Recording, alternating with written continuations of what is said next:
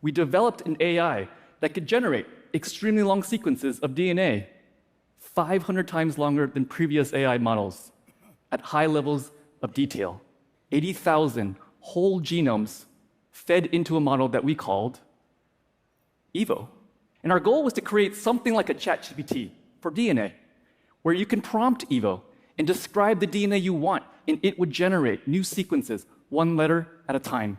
How do you know if it's any real or good? What we needed was a test. And so we started with a familiar tool in biology called CRISPR.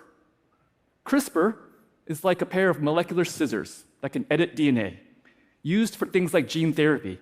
And so our biologists would take that generated DNA and analyze it to see how realistic does it look? Does it resemble something in nature? How do its proteins fold?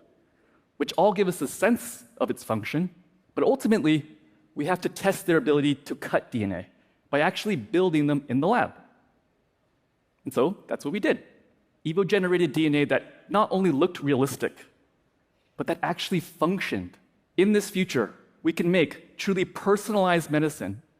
Imagine prompting an AI like Evo with your genome, finding sources of diseases, predicting your reaction to drugs, and guiding treatment options based on your own DNA. But let's say you're not comfortable with changing your DNA. What if we added new DNA? With DNA generation, what is the limit of what's possible? We've all seen Jurassic Park. We all thought it was science fiction, and it is. Mostly. Researchers are now reconstructing the genomes of extinct species, with one company planning to resurrect the woolly mammoth by as early as 2028.